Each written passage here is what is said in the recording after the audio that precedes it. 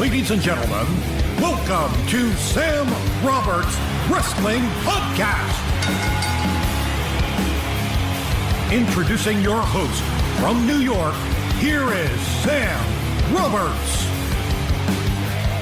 We welcome Daniel Bryan to the Sam Roberts studio. How's it going, man? It's going really well. What's the haps? I mean, I don't know what that means. No, So most people don't. Yeah. But you got a book out. That's what it is. Yeah. Oh, yeah. That's why I'm here. Yeah, exactly. Yeah. It's the people don't just want to talk to me. They like, it's like, oh, we need you to go these places to promote this book that you've written. I'm just here for good conversation, pretty much. Well, they got this book out now, and it's like even when you're hurt, you still have to do media. Yeah. Like they got you on these ridiculous. What happened with your injury? Like what exactly are you injured with? Why are you not wrestling? Okay. So I got a concussion in April, Okay. and that's the deal. That's it. Yeah. Was that in the Sheamus match? No, it was in a like a tag match the next week. Oh, so it wasn't the one with the No, the blood and No. Yeah, it wasn't the one with the blood. What? So- How did that one happen? Because I was watching. Did you crack your head on a monitor? No, I headbutted Sheamus. So, and it's funny because the same thing happened to Dolph, right? Uh-huh. Literally like a week later. He also headbutted Sheamus. And it's funny because Dolph and I were headbutting each other at like WrestleMania, and then the next night at Raw, like it were like the headbutts were strong, so they were, and neither of us got busted open. Both of us attempted to headbutt Sheamus, and we both ended up Just bloody. immediately, yeah. You would think though, with somebody who suffered concussions, that you would know how to headbutt without cracking your own head open. Yeah. Oh, yeah. You would think. You would think. You would think. Yeah. But yeah. Sometimes I get a little bit frisky out there. I guess so. Yeah. And is that one of those things, like, do you get in trouble when you get back there and you're bleeding, or do they just chalk it up to Okay. sometimes so he gets frisky? It was no.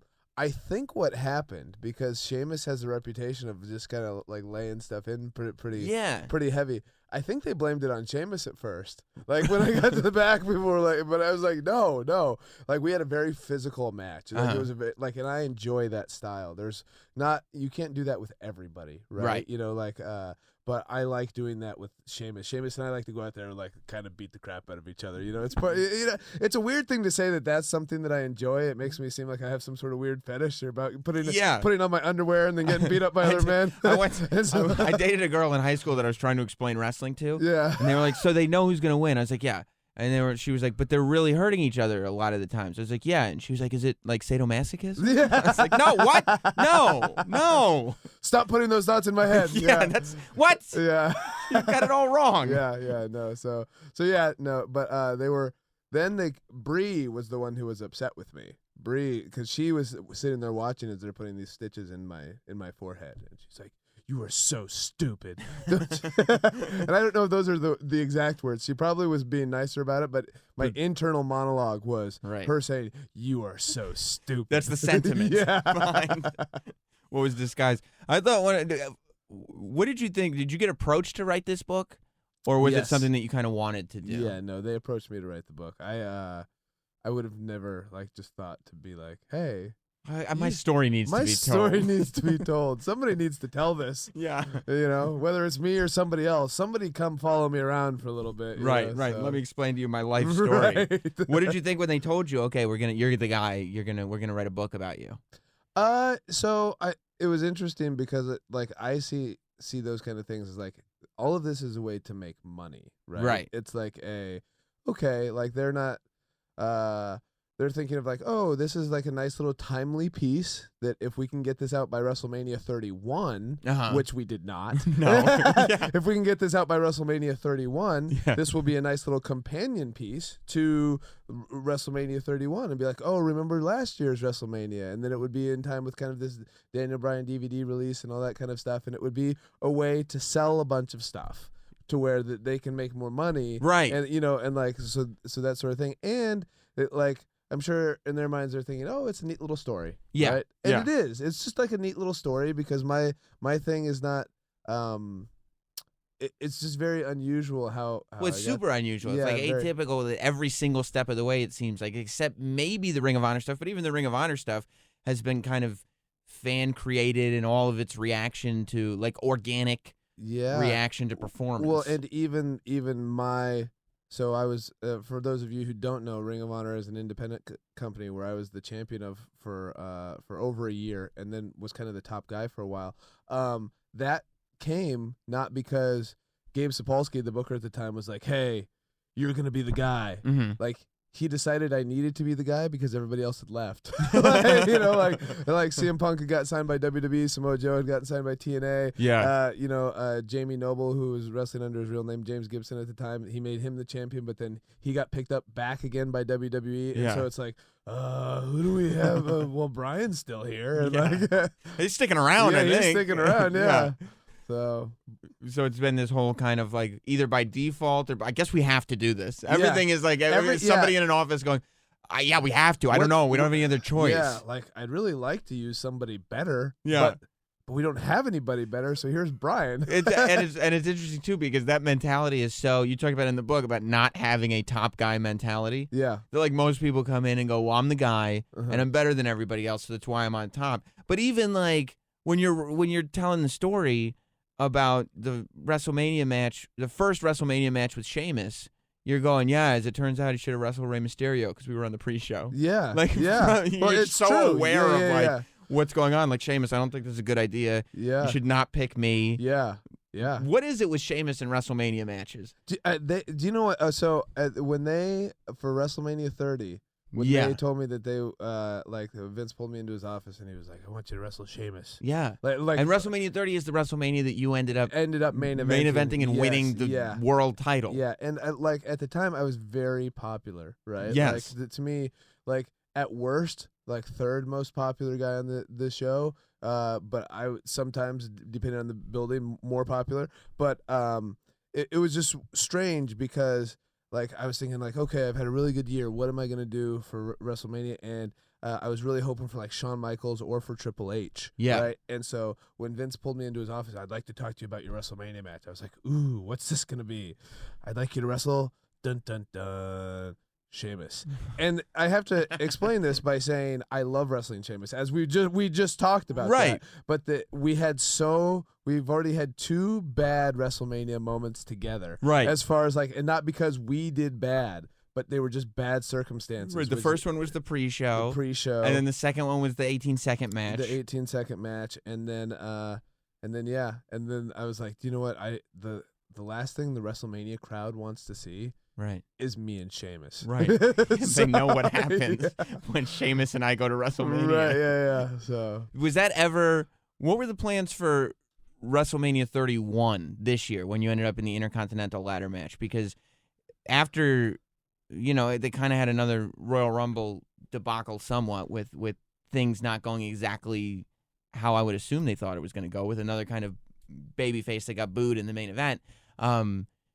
Was there a thought of you wrestling Sheamus again? Yes, there was. Yes, there was. Yes, this year it was going to be a Daniel Bryan and Sheamus. And I don't know what I think, at some point it becomes like a rib on me. And That's what, and not a rib on me, but also a rib on Sheamus, as far as like we're going to, but, and this is the thing, I would love to wrestle Sheamus at WrestleMania and have like a real good match if both of us are at, like, if there's a good story to it and that sort of thing. But it's hard because now when you look at WrestleManias, there's already so many guys on them without talking about the guys who are full-time guys, right? Yeah. Okay, there's an Undertaker match, there's a Brock Lesnar match, there's a Triple H match, there's going to be, so and so's coming back, so and so's coming back. Well, then for the full-time guys, how much time is there really? Yeah, and so so then you're already looking at it and you're like, well, if I'm wrestling, this is what I was thinking at WrestleMania 30. If I'm wrestling Sheamus, that already puts me at like the 5th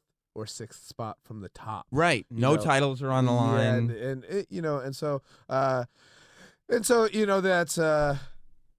Sheamus is really good, and I'd love to get that spot with him at WrestleMania because we like each other, and we also have this history together that's interesting. Yeah. You know, but I don't know if it's a history that the fans want to see repeated. No, because so it just left a bad taste. And it's kind of one of those things where it's like, okay, I can watch a Daniel Bryan Sheamus SmackDown match because you're gonna get time. Yeah. And you're gonna, like you said, you're gonna or knock the crap out of each other. Any other pay-per-view. Right.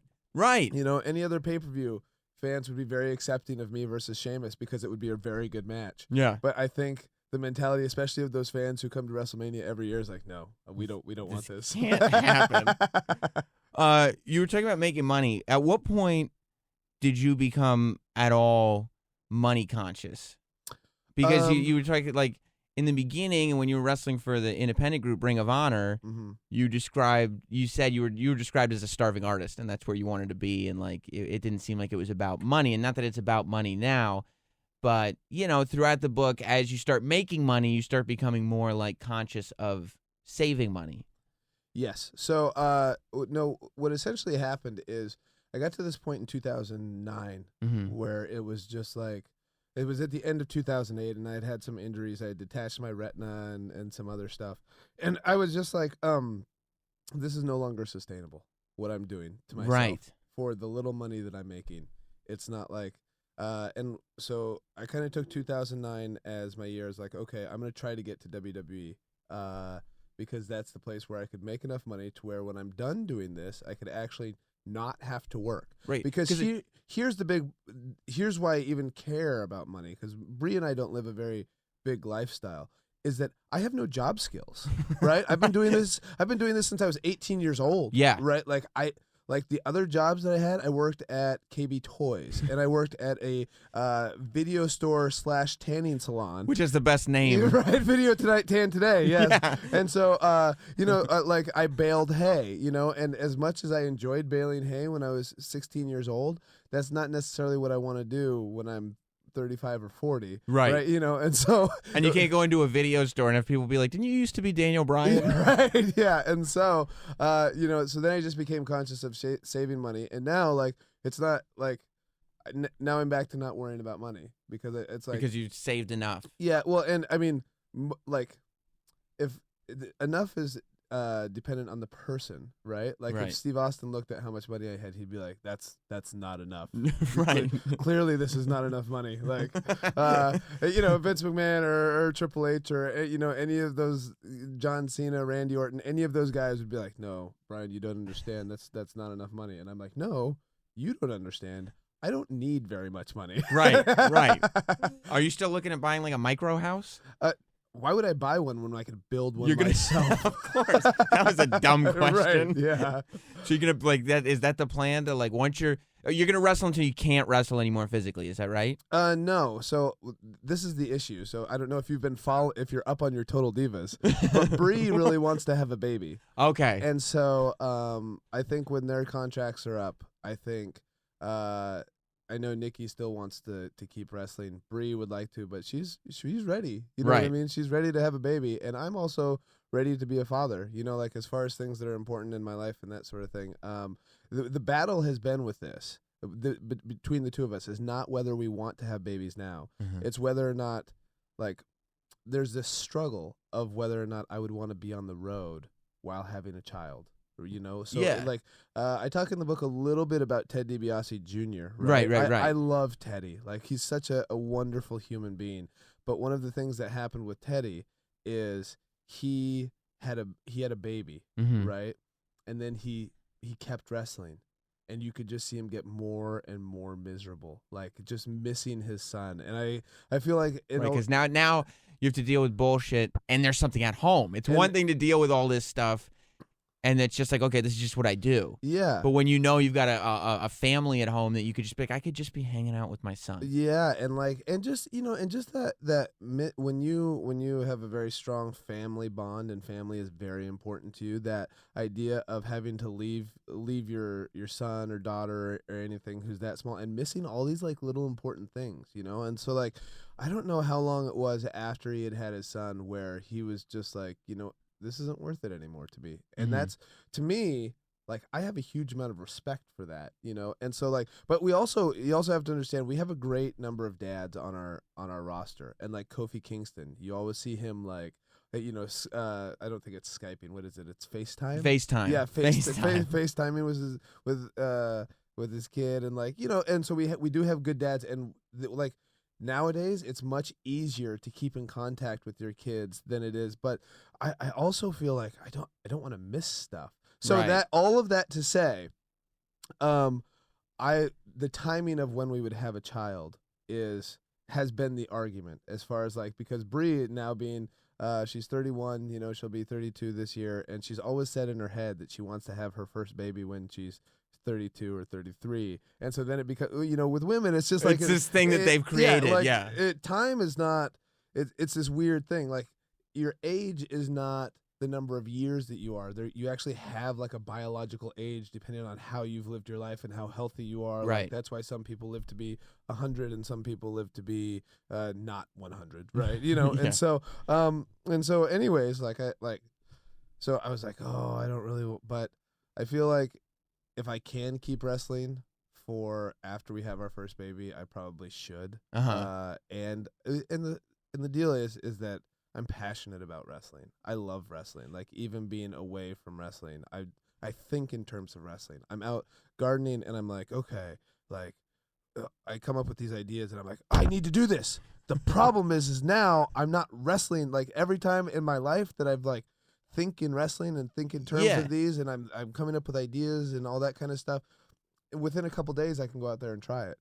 And now I just backlogged with just ideas. So what do? Do you just write them down? Yes, I do. So you have like a little notebook of stuff that you want to do? Yeah, and Brie gets upset with me for having so many notebooks, but I have like notebooks. To me, this is how I express my creativity, is wrestling and that sort of thing. And so like, there's different things that I want to do and that sort of thing. And so but it's bizarre at the point, and that's something you get from the book, is really figuring out how many times you've had something dangled in front of you then taken away, or how many times you've come up with an idea that hasn't passed, like that you still have some kind of motivation or passion to do well. It's like crazy. Even the story about you like getting this cool ring jacket, and then you get to the ring. Like, I don't understand how you can perform when you get to the ring and a referee is yelling at you to take your jacket off because they're yelling in the back that Vince doesn't like the jacket you're wearing. You're, oh man, I love this this jacket. I thought I looked cool. How am I supposed to wrestle if I don't look cool in my jacket? I'd be so bummed out. What do you mean take off my jacket? Everybody loves my jacket. Right, yeah. You know what? Like, I don't know. I guess I'm just not bothered by much. Yeah. You just make the best. It's like, okay, we're going to have you wrestle Charlie Sheen at this pay-per-view. And you're like, okay, cool, Charlie Sheen. And then it's like, okay, that's not happening. You're like, instead of being like bummed out about it, you're like, all right, well then who am I wrestling? What? And then you just move forward. Well, no, the big thing, the reason why I would have been bummed out about the Charlie Sheen thing is that it is if I wasn't on the show at all. Right. Because I had gotten to this point where I was doing title matches with Punk. So this was after the 18-second deal with Sheamus, where like all of a sudden like fans were really getting behind me. They had this true sympathy for me, but I was supposed to be a bad guy. So it's like people were like really cheering for me, but like there was only one guy really on the roster that I could wrestle as a bad guy, and he would get cheered, and that was Punk. Right. And they already did that. And so then it's like, okay, well, if I don't wrestle Charlie Sheen, which I think would have been an amazing crowd reaction, they would have booed him out of the building. Yes. Like, he's supposed to be the big good guy. But anyways, I was just happy that, or I was worried that like without Charlie Sheen, who am I gonna wrestle?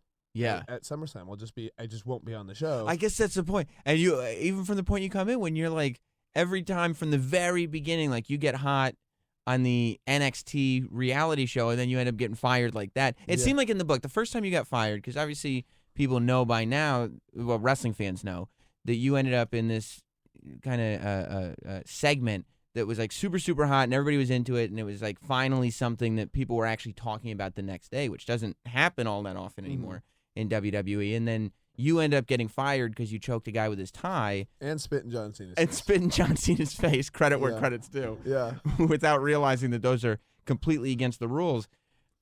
When that happened, the wrestling fans were like, this is outrageous. Like, this can't be real. This has to be storyline. They can't be firing him.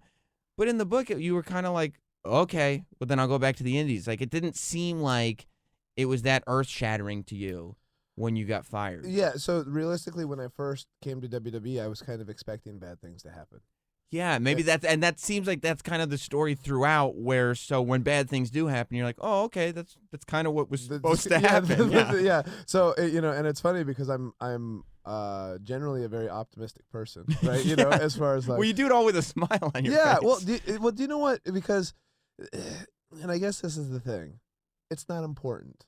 Right, you know, like I guess. Okay, one of the things is that on NXT, when I was on the NXT deal, I was making less money than I was when I was on the independents. Right, and so it became this thing was like that's the reason why I came to WWE is because hey, I need to save up money for retirement because otherwise I need to find something else to do. Because it wasn't like you were doing 40-minute amazing matches. You were doing soda drinking contests making less money. Yeah, absolutely. And like we're doing these monkey bars things, and there was one of the things I had to do was we had to do a monkey bars thing, but the night before Batista had powerbombed me 3 times on Raw, so they're like, this is a real competition. We want you to really do your best, but you also really need to sell the damage from those power bombs, and we're taping up your ribs, so you need to like struggle through these monkey bars. And I was like, wait a second, what are you?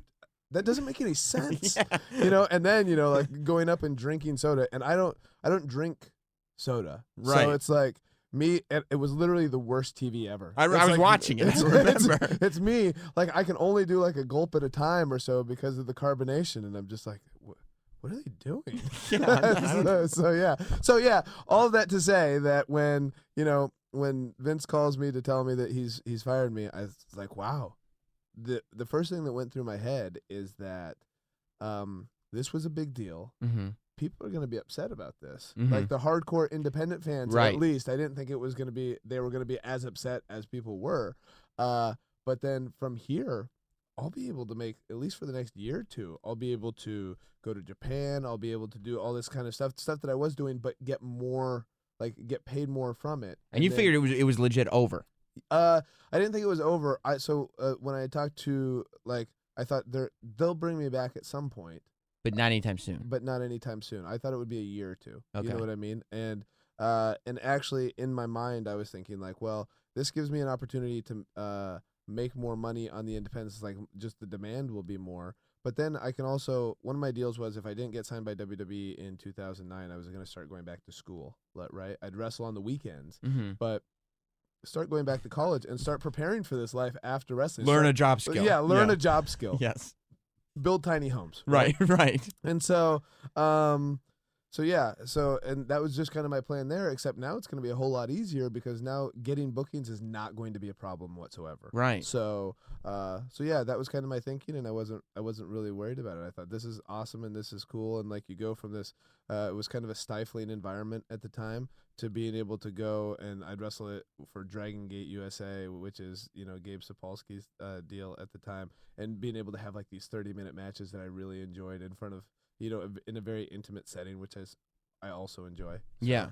So when you get the call back, like a couple months later, were you ready to go back? Was that an exciting thing, or were you kind of like, well, I mean, I have to go back, but I'm kind of enjoying this part of my indie career? Yeah. So it was like a bittersweet type thing, but there was also this idea because they were bringing me back in the main event of SummerSlam. Right. There was also this optimism that like, hey, they're bringing me back in the main event of SummerSlam. Right. This could be, because being a more of a top guy in WWE is great. It literally is. Like, for example, like on all the live events, and I tried to describe this in the book, and I don't know if it came across. Wrestling the live events, the untelevised live events in WWE is so much fun, right? You can literally go out there and do whatever you want, and it's in front of a big arena, and like it's like. During the times when I was barely doing anything on TV, and you think you get really frustrated with that, the live events were the things that like mentally kept me sane. Right. It was so much fun going out there, and but being one of the top guys, you go out there and you get to do like these 10-15 minute TV matches and all that kind of stuff, and pay-per-view matches. At the time, it wasn't like it was now where you have a 3-hour Raw, so you see multiple 10 to 15-minute matches, every week. But the top guys would get those 15, 20, 25-minute pay-per-view matches every month. And I thought, man, if I'm main eventing SummerSlam, surely I'm just not going to... Let the good times roll. This is just going to keep going from here. Yeah. We started as a 7-man tag, and then we're going to keep going. And then you get there, and you're like, wait. I got to get back to that old mentality. Right. Bad things are going to happen here. But the first couple months, it was okay because I wasn't expecting to be like the main event guy, but like I was the U.S. champion for the first couple pay-per-views, and it was fun because I was wrestling. I was getting the opportunity to wrestle 10 to 15-minute matches on pay-per-views, and that was and that held me in good stead because that played to my strengths, and then I just fell off the bat. Yeah. So you wrestled this year at WrestleMania, which is weird because I was going to ask you when you were talking about like the idea of the book was really to make it part of a bigger marketing campaign around you returning to WrestleMania after how big last year's WrestleMania was. But at the same time, you weren't exactly... I mean, you were in a big match at WrestleMania this year, but it wasn't the main event. Right. You would think that somewhere the marketing and the show would come together and... No. You're putting too much thought into it. Yeah. You're putting... Because why are you writing the book about the guy in the opening match? Right, yeah. Well, yeah. I don't know. Yeah. That's a question for somebody else. But also I think the timing of everything with just my injury, like because of my neck injury and all that kind of stuff, like whatever plans they had, after WrestleMania 30, all got kind of thrown out the window because of my neck surgery and all that kind of stuff. So is that one of these things where you've dealt with what it is and said, at the very least, I got that moment. Maybe I didn't have a run with it, but I got that moment at WrestleMania, and if that's the highlight, that's the highlight, or you thinking... No, I don't even think in those terms. You don't? So WrestleMania 30 is something that happened in my life, and it's really, really cool. Yeah. Right? But it's like, okay. Like what's the next thing? It's not even what's the next thing. What am I doing right now? Right. Right. It's like... It's very present. Yeah. And I think that's... I appreciate what happened at WrestleMania 30, and it's super cool. And one of the super cool things about our era is that you could relive it a million times if you want to. Like, I could just go on the network and watch it right this second. Yeah. Like, and on my phone. I yeah. could just be like, you know what? I'm feeling a little bit down. There it is. Right. Right. But, it's... One of the things that I really try to do is just like live, because you never know what's going to happen. Like I could get in a car crash after this, but if you're always looking forward to something else, or you're like, oh, that was kind of my life highlight, was this thing back here. Yeah. Then that's not my deal. You did seem like, I've interviewed you a bunch of times, obviously, you know this, but when I interviewed you right before WrestleMania this year, it was the first time you seemed kind of annoyed at what had happened. You seemed like I think it was like 2 nights before WrestleMania, and it seemed like you were a little more annoyed than usual at your placement, or the fact that, because you were talking about people not thinking you were marketable. Oh, no. I just know that they don't think I'm marketable. I was actually thrilled to be... One of the things that I wanted to do when I came back was do something with the Intercontinental Championship. And my big spiel, my big pitch for this thing, like I want to be the Intercontinental Champion, and I only want to be on SmackDown. I don't want to be on Raw.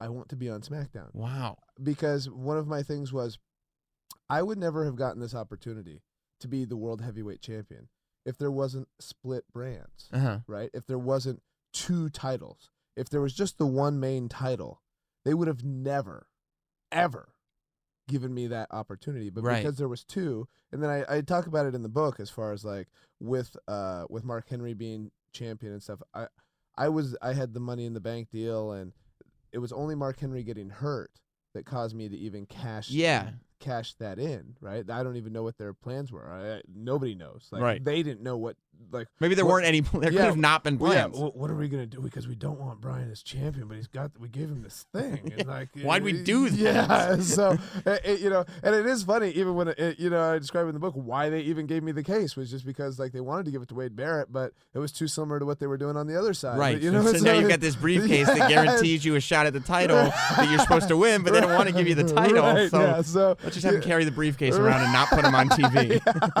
Maybe people will forget. Yeah. And it was so weird carrying around that briefcase too, because like somebody like Dolph would just carry his through the airport. Right. It's like it's a very cumbersome thing to carry around, and you can't check it because you need it at all the live events. It's part of your, it's like part of your thing. And so like I would try to stuff it into my carry-on and then put my gear inside that, you know, all that kind of stuff. But no, I mean, you'd think they could just throw it on the truck with the ring, and it would be there waiting for you. But maybe that's again too logical, right? Yeah, and but that was my thing, and also that I knew coming back from my neck surgery that I was not going to be the top good guy, right? Like I just as far as like the booking is concerned, I'm not talking about popularity as far as like where placement of people. And one of the things that can hurt you if people see you as that, if people want you to be that and you're not that, is that they can take it out on other people, right? Like taking it out on somebody like Roman when they're trying to push him and that sort of thing. Yes. And Roman is very, very good. Like Roman is, I think, there was a little bit of backlash at Royal Rumble because he wasn't me. Yeah. But I think people are seeing now, like, all of his matches are really, like, good. Right. And when in his promos, when he's allowed to be himself, right, not say like suffering succotash or you know, whatever it is. Yeah. You know, he's really good and he's marketable and he, you know, all this kind of stuff. And so if you put him and I on different shows, then it's better for him and it's better for me, right? And so that was kind of my thing. And like the Intercontinental title becomes that other the Intercontinental title becomes what it was when I was a kid, where it was like I was every bit as excited to see the Intercontinental title match as I was the WWE World title match, right? You know, and so yeah, that was kind of my goal, and also to elevate other people, right? Because like, hey, they would right now they're not going to put Cesaro in a WWE World Heavyweight Championship program with Seth Rollins. I mean, they might, but I don't think probably they not. will. Though. Yeah. They would do that with him and me in the Intercontinental Championship, and it might not be the main event of pay-per-views, but if it carries SmackDown, if that's the main story on SmackDown, it can show everybody, like, because I think sometimes the WWE doesn't think people are capable of some of this kind of stuff. I don't think they thought I was capable of carrying that kind of stuff until they gave me the opportunity, and it turns out that I was. And until you give him the opportunities, give somebody like Cesaro an opportunity to do that and show that he can do it. You know, like that was part of my thing too. People like Cesaro, people like Cody Rhodes, you know, people like, you know, Ryback. Give them these opportunities to carry a show like that, or carry a program, and it would just be good for everybody. And not only that, good for morale. I was hoping, like, I have like all these greater things. I want everybody to be happy at work, as opposed to, you know, like I want us to all like enjoy it and be like, hey, if I work hard and if I'm good and if I get good crowd reactions, I am going to get further, right? And so do you like it better when there's a brand split? Like, yes. Yeah. I would much rather have a brand split. And we can do what we want over here on SmackDown and build these guys over here. And so it's easy to say Cesaro because Cesaro is so like awesomely good that everybody's like, yeah, do something with Cesaro, right? But I'm even talking about people like Heath Slater, and I mentioned this in Chris Jericho's podcast. I think Heath Slater is outstanding, right? Like he could be our generation's honky tonk man, right? Yeah, like he is just like this guy who's so entertaining and quirky in his own way, and like he's like all the stuff he did with John Cena in the U.S. title. He would come out and say like John Cena's doing this U.S. Open or U.S. title challenge. And so, but Heath Slater would come out every week. John Cena, I'm gonna take that title from you. Then he'd get knocked off the thing or something. He's great every time he does it. A couple of years ago, he was doing a thing with the legends coming back to Raw, and like everything he did was awesome. And like, but not getting an opportunity off of that to do something more substantial. You know what I mean? To be the honky-tonk man of this generation. Yeah. You know? What's it like for you? Because you're talking about all the guys in Ring of Honor kind of leaving, and that's how you got the championship. And then also later in the book, you're talking about being with CM Punk. And when you first started working with CM Punk, that was the first time it was like, oh, those are the Ring of Honor guys. To look now and realize that, like, most of the most popular guys on WWE TV are Ring of Honor guys. So Ambrose was never a Ring of Honor guy per se. He was an independent guy. Right. And so but you've got like Cesaro and Seth and Kevin Owens and like all and Sami Zayn and NXT and all these guys that it's kind of like, do you feel like where Ring of Honor, you said the idea was to take like the best of the independents and put them all in one place. Do you think that's what the goal of NXT is now? No, I think what has happened is because there's so much programming and like you have to look at the struggles that our generation of wrestlers face, as opposed to other generations of wrestlers. One of the things that we have to deal with more than any other generation is overexposure. As far as we have a 3-hour Raw and a 2-hour SmackDown every week. On top of that, multiple pay-per-views, every year. And so the guys who cope with overexposure the best are the people who are used to going out there and doing 12 to 15-minute matches or longer on the independents and have this thing where it's like, okay, well, I have experience doing this for a long time. So hey, throw as much TV time at me as you want. There was 1 week of between Raw and SmackDown where Roman and I were on 12 segments of television. That's more than a 2-hour show, right? And so you have to be able to go out there and deal with this overexposure. And the people who are best suited for that are the independent wrestlers, right? Mm-hmm. Because they know how to vary things up. They know how to change things. Okay, I'm not going to do the same thing, every week, every match, all that kind of stuff. They're used to being hey, the hardcore fan base that are the independent fan base, they don't want to see a best of collection every match. Right. They need something different. New. And they need your character to evolve, and they need your wrestling to evolve, and all that kind of stuff. So that's why I think that those guys are very successful now, is because it's okay, Kevin Owens, you have to go out there and do a 10-minute interview, but then you also have to come back later in the night and do a 15-minute match. And then tomorrow on SmackDown, you also have to do another 12 to 15-minute match. And keep it fresh. Yeah, and with Hulk Hogan and all that kind of stuff, one of the reasons why Hulk Hogan was so big is because you didn't get to see him that much. Right. Right. Right. The old style of wrestling promoting, and that's one of the things Vince even said on his podcast about Brock Lesnar. We have to keep him special. Because even if you do that with Brock is this amazing character and that sort of stuff. But you have to be careful with Brock about overexposure, right? Totally. You can't you don't want him without Paul Heyman to go out there and talk for 12 to 15 minutes. Right. And then go and do a 12 to 15-minute match, and then do another 12 to 15-minute match the next day, because then do 12 suplexes a match every night. Every night. Yeah, it just no longer becomes special. Well, everybody go pick up the book. It's called Yes, My Improbable Journey to the Main Event of WrestleMania. And it starts from the beginning. It goes through everything. It's really it's an awesome story. And Daniel Bryan, thanks for hanging out, man. Yeah, here I am. Ta-da! Thanks, man. Yep. If I could switch places and do more interviews and be in the main event of WrestleMania, I'd probably switch places. But yeah, it is nice to be a little more relaxed this year. Right